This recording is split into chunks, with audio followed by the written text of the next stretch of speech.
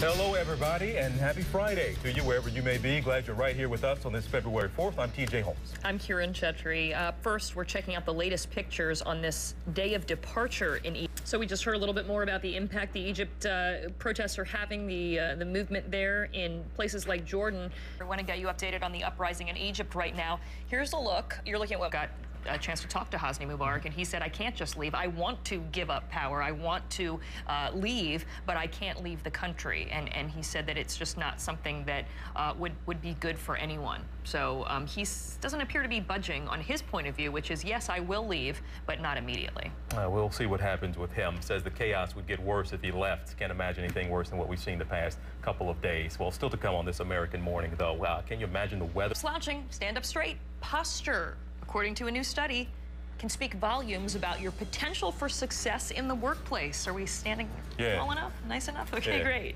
We're going to try to hold this position. We'll be back 37 minutes past the hour. Hello to you all on this Friday, February the 4th. Welcome to this American Morning. I'm TJ Holmes.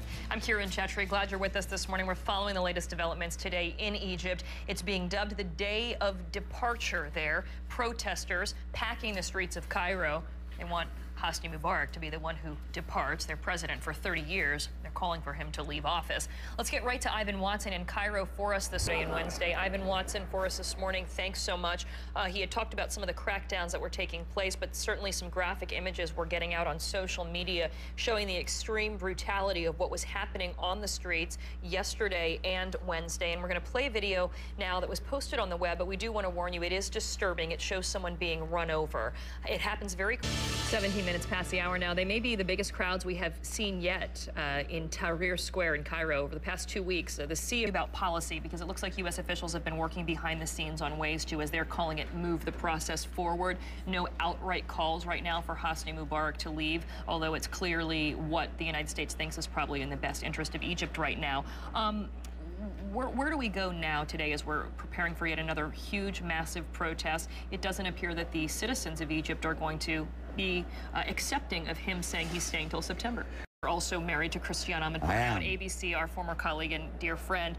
She had a chance to talk to Mubarak yesterday. She was the first one to actually get him on the record about this.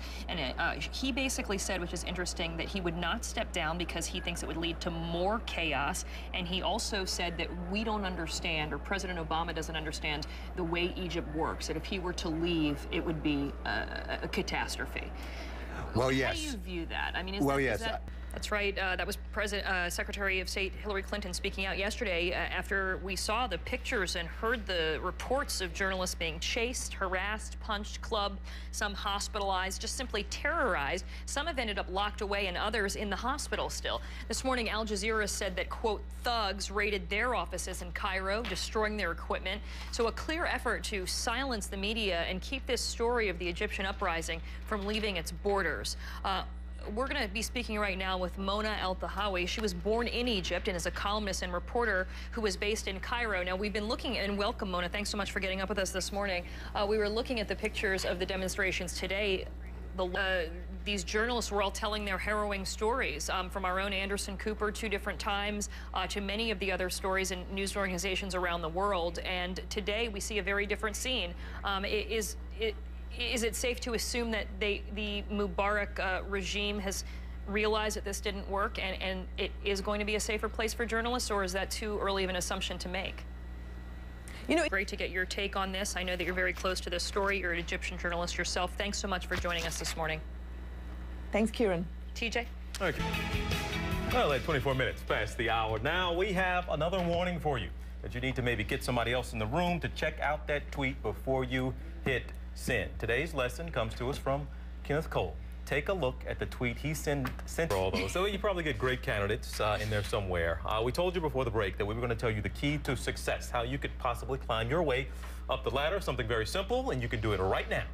Sit up straight and stop slouching. Northwestern has a study out that says the less you slouch, the more powerful you'll feel, and also the more powerful you'll come across to others. They conducted experiments. You better change your Twitter picture. What did it say? What did it do? You're completely slouching. I was working. You're slouching. I was working. I was on the road. Okay, let me change the picture. But they did an experiment here that found that better posture suggests you are a better leader, also has an effect on the way you feel about yourself, and certainly the way people perceive you as well. There you go. Sit up straight, just like your mommy always said. Well, Hasty Pudding's 2011 Man of the Year. Did you see this one coming? Hasty Puddings? Yeah, they do this every year. It's a big honor. It's a big honor. Jay Leno.